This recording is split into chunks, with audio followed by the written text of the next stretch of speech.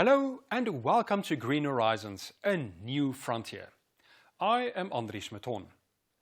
Namibia is so bush encroached that over 30 million hectares of land have become unusable. The Namibia University of Science and Technology has now joined the fray of people that are looking for ways to maximize on bush utilization, while new concepts of bush thinning are also being explored. Let's take a look. Namibia is going through the worst drought in recent memory, and the country's University of Science and Technology, NUST, in collaboration with GIZ, has embarked on a research that could turn out to be a lifeline for farmers. Namibian farmers have long been looking for alternatives. The Ovitoto communal area is a pocket of land squeezed between commercial farms just 40 kilometers outside of Okahanja. The community became a subject of a research project by the University of Science and Technology, which will look at bush thinning methods and aftercare. But what exactly is bush thinning in layman's language? Dr. Ibo Zimmerman explains. Thinning is the reduction in the amount of bush by selectively taking out some and leaving others. The way that thinning is done, it can be done in different ways. It can be done on different scales. It can be done as spread out as possible or along certain parts where it could provide a better function. We're thinning along strips on contour. The reason is because we want to encourage the rainwater to infiltrate into the ground to grow grass. If you just thin haphazardly here and there, you're going to be exposing much more soil all over. The rain falls and a lot of that water just rushes off. You lose it from the land. So the land appears like it's a drought even though it's getting rain. Alfred Hambecker, who has lived at Ovitoto all his life, testifies that during his heydays they used to ride these felds. But these eventually stopped, and now they are hoping for an improved result after the bush thinning research. I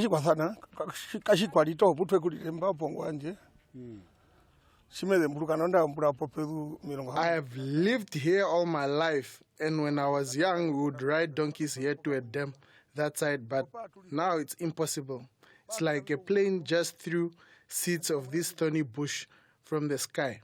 All this area used to be an open plain. We would go to a dam that side, but now it's not possible. I'm hoping that this research will bring change.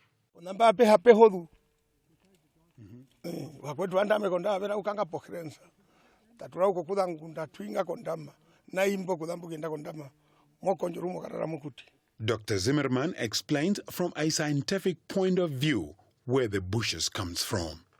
Bushes are nature's way of restoring the damage done to the land. Nature wants the land to be covered with vegetation. If grasses are no longer there, bushes will grow very well, and they have deeper roots, so they can get minerals from deeper down, bring them to the surface. Then when their leaves fall, they are starting to enrich the ground, and even their roots are excreting sugars which feed the microbes in the soil, so they create a healthy environment. The bush thinning research will look to avoid using mechanized machinery because, according to the University of Science and Technology staff, it is more sufficient than manual labor, but destroys the soil. The machines are expensive to acquire and maintain. Zimmerman pointed out that for these practices to have tangible results, there must be stringent implementations in place. Okay, there's several purposes. The one is to be able to control the grazing that's taking place here, because if there's going to be good rain, there'll be good grass starting to grow here. It's going to attract animals. If animals are just grazing on that grass, you're back to square one, because now the soil is being made bare again. So, number one, it is to control grazing temporarily so that you can have, for example, a full growing season's rest to get grass starting to establish here before you start allowing animals in. Secondly, because it's on contour, it is encouraging water that's flowing on the ground to go into the ground. And you're going to start getting good grass growing underneath. It's very beneficial for grasses. It's providing shade, so it's cooler there. You don't lose so much water. It's slowing down the wind. It's trapping the seeds of plants that are blowing in the wind and trapping leaves from trees, so you're getting a good organic matter material. Then if grasses start growing there, you start getting a lot of insects attracted. Even termites are going to start feeding on this dry wood, and they are improving conditions in the soil. They start puffing it up. And now because it's higher, when the rainwater comes, it's being trapped behind it. It ponds there for a time before it soaks into the ground. We want the water into the ground instead of rushing off and being lost from the land. So through all those multiple benefits, it's even providing habitat for birds and for lizards and for mice and all parts of contributors to biodiversity's ecological support services. Ways of aftercare that are being explored here include leaving the fallen bushes biomass together so that other organisms like mice and lizard can continue to live here. This, according to those at the forefront of the research, will restore a natural biodiversity balance and eventually turn the Ovitoto community into the grassland it once was. This method has been used in northern Namibia for many years by communal farmers. The process is called okukokola in Oshiwambo and means that trees are being trimmed and small bushes are cut for fencing of grazing areas and mahangu fields. The use of bush and tree branches for fence is now, however, on the decline as many people switch to modern fence materials. Although this is not officially documented, this knowledge has existed for some time, and some may argue that the research being undertaken by NAST should rather address the gap in this process and how it can be improved with modern technology. Avid Stradom, engineering lecturer at NAST, explains. It has been going well. We have now, this is our third day within the implementation of the project here at Ovitoto, and it is going quite well. It is not necessarily going that fast, but we are not here to see how much can we debush. We are here to see how much can we learn. So if it goes a bit slow, we are able to learn as much as possible from the experienced debushers, and we are able to implement quite a number of research topics in this piece of land.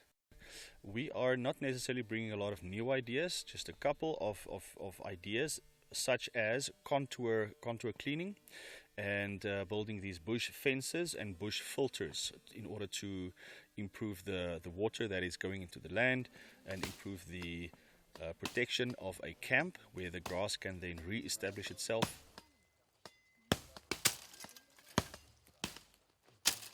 Stradom and his team are also in the process of developing machines that can reduce manual labor, as this hydraulic prototype X demonstrates.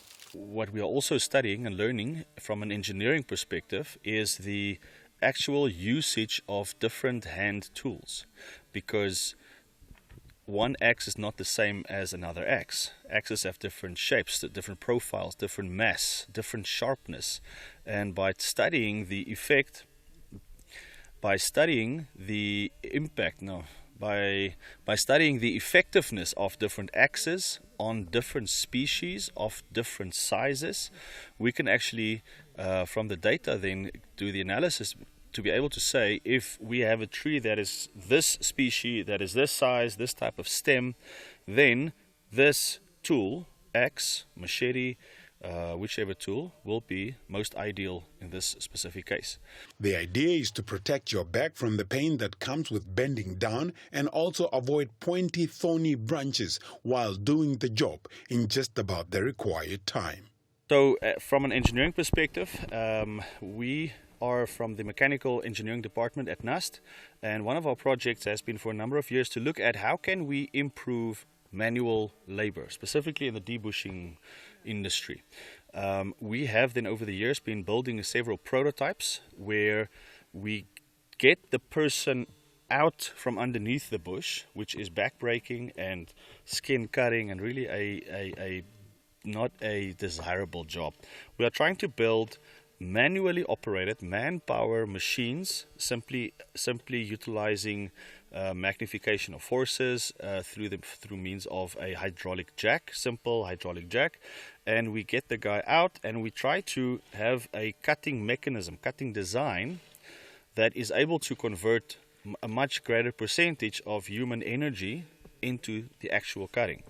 So from the two different methods, one is just a normal axe and one is our hydraulic manual cutter. Even if the speed is the same, for using the axe, you'll be exerting a lot more energy and thus getting more tired during the course of the day.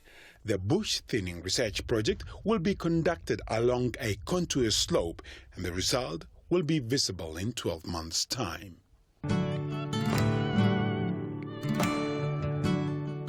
Now let's move over to something that you can do efficiently.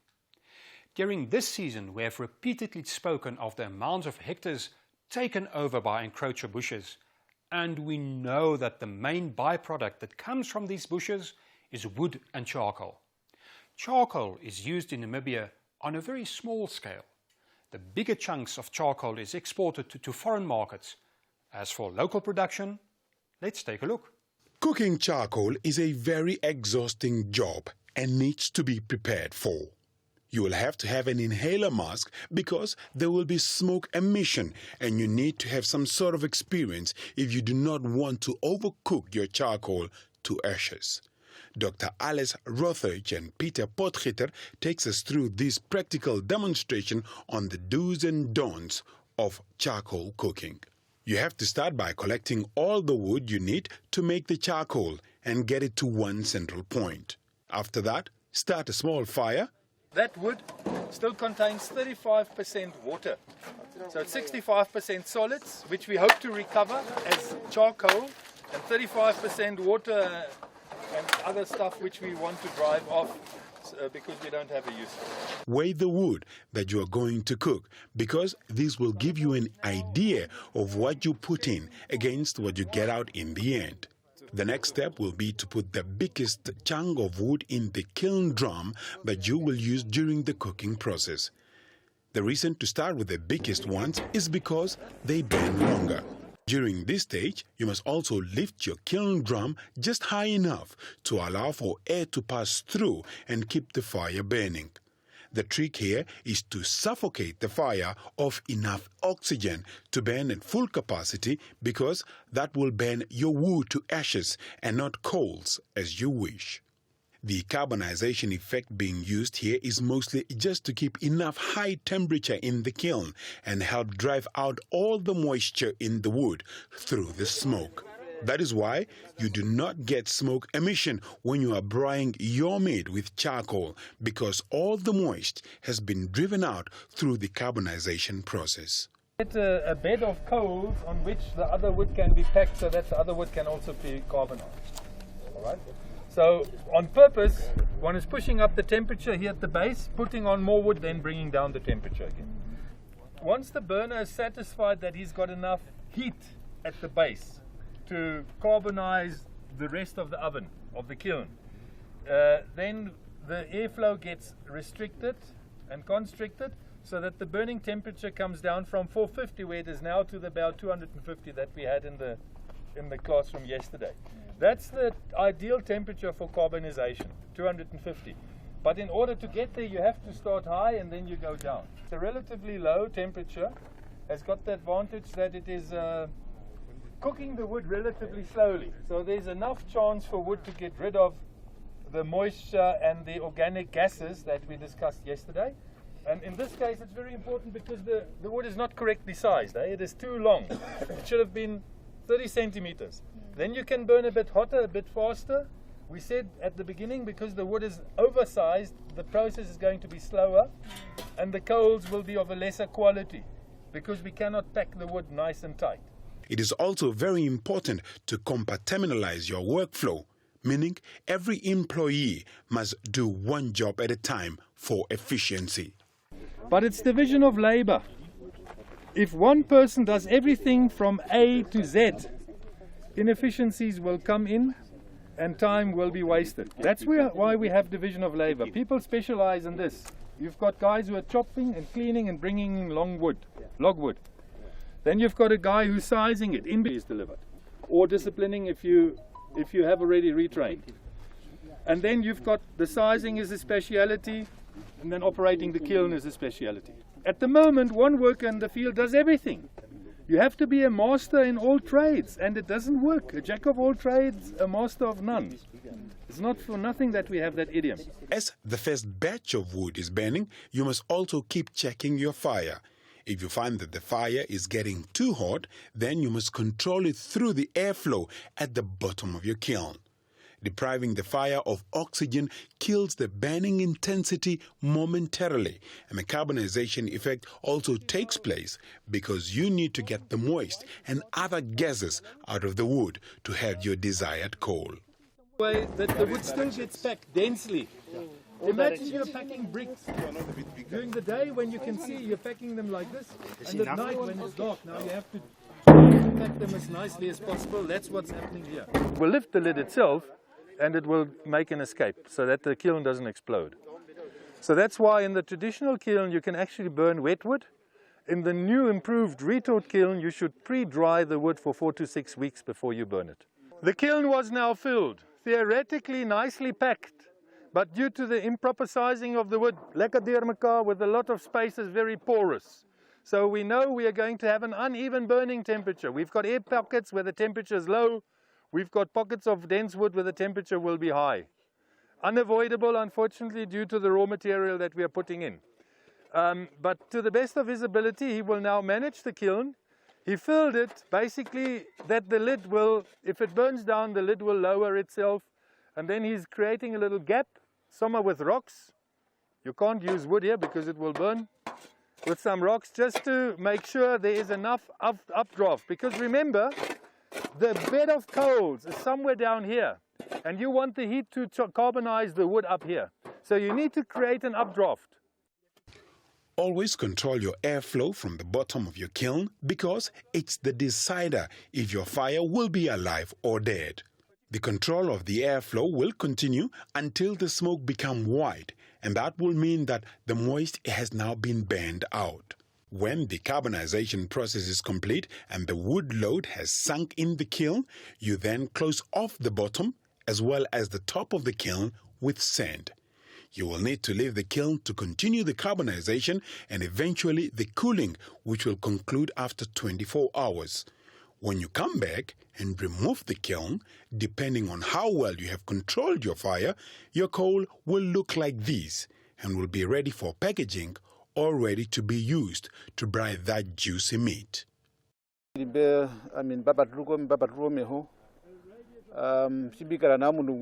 This training was an eye-opener.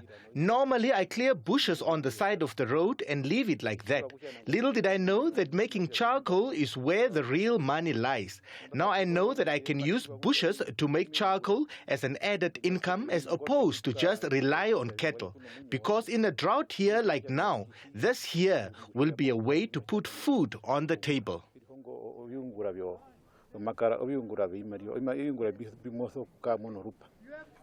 I've learned a lot. I have, added on what I already knew, and I think it was quite valuable information that I collected here. More on the different methods that we can use in controlling our bush. Bush can be a problem. We have got invader bush enclosure species, but then the good thing is that we can still turn them into an opportunity where it can also sustain our livelihood. I've learned a lot of things in this workshop. And one thing that I realized from the beginning is that bush have a lot to offer to farmers. And there was a statement that was mentioned actually to say that when you see now leaves or branches of the trees, you see money. Because with the bush you can convert it to feed. With the bush you can also convert it to charcoal. So that's where now the value addition comes in.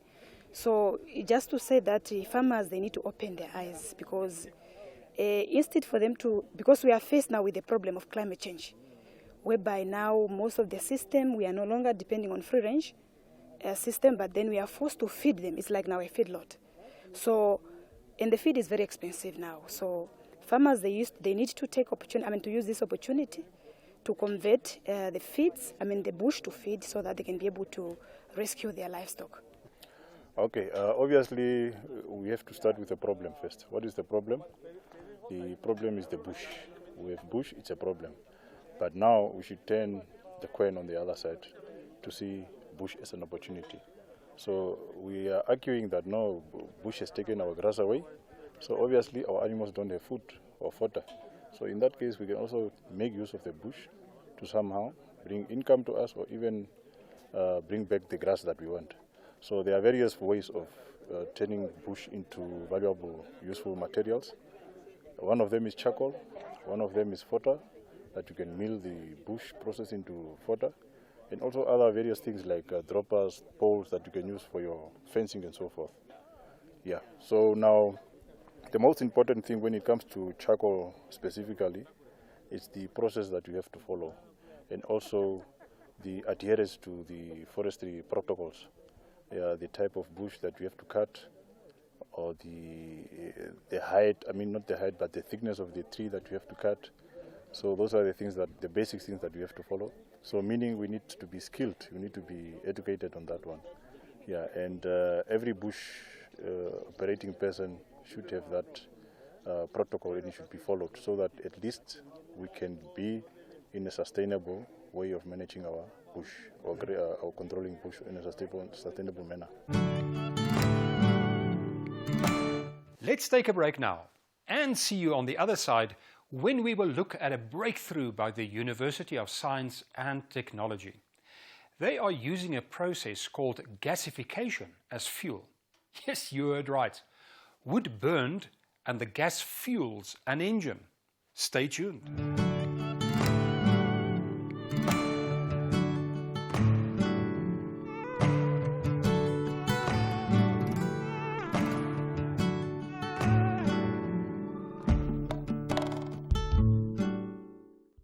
Welcome back. Hard work is required to get that charcoal, but it surely goes to make a nice braai for that perfect steak. Now let's move on to an innovation that suggests Namibia has really come of age. The Namibia University of Science and Technology has recently started to experiment with a techno-economical assessment of biogasification, technologies for off-grid electrification. The opportunity exists in non-grid connected locations to replace diesel generators with biomass-fueled gasifier units. This is especially viable for places such as lodges or remote communities where bush encroachment is a reality. The recent Biomass Expo has created many opportunities in the whole value chain of the encroacher bush. In line with this, NAST has embarked upon a number of projects. This particular project focuses on technology development, applied research and capacity development in bush control and biomass utilization through multidisciplinary skills. Epaphras Nkoshi, who is a mechanical engineer and worked on the gasification unit, explains just how it works. The whole system, it's called the gasification unit. Gasification unit, we use wood, any biomass material, wood, charcoal, wood chips, wood blocks. We feed it in the furnace. We can call it a stove. We feed our stove, our charcoal and wood chips and wood block in the stove. Then we light it up down here. Once we see the flame through here, reddish color through the charcoal, then we can able to close the whole system so we don't burn everything, so we can harvest good gas. And then from harvesting the good gas, we can blow our gas out of the system using the fan, and then blow more oxygen through the fan also. Then once we push the gas out of the furnace, we collect some of this system is called the cyclone. We collect the ash falls into this lower chamber. Then the gas rises because hot air rises. It's more lighter than cold air. Then it goes into the system.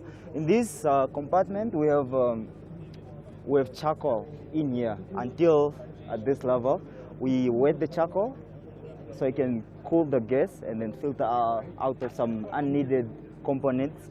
Then once it gets filtered, it goes up through here. We collect our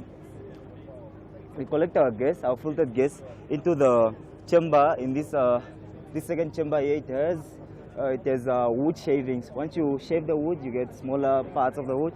Then we filter out the moisture from the charcoal, and then some of the unneeded gas also components, let's say carbon monoxide and some of unneeded gas. So once you get the gas, it goes to the filter.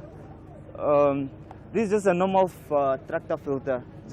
We just fit it on to filter it more efficiently so it don't pollute our engine. So it goes to the engine, then from the filter, we can already fill the gas into the engine. We can switch off the fuel supply, and then we can just run our engine on wood gas. From there we can run it. So our experience, we ran the system for 3 hours. That's our estimate, but we're able to modify and then do some improvements so we can run it for longer times. On that note, we hope that you have been well educated in this episode. What seemed impossible is now possible. And clearly, the bushes in Namibia are now an opportunity, not an obstacle. From myself, Andries Maton, and the entire crew, it's goodbye for now.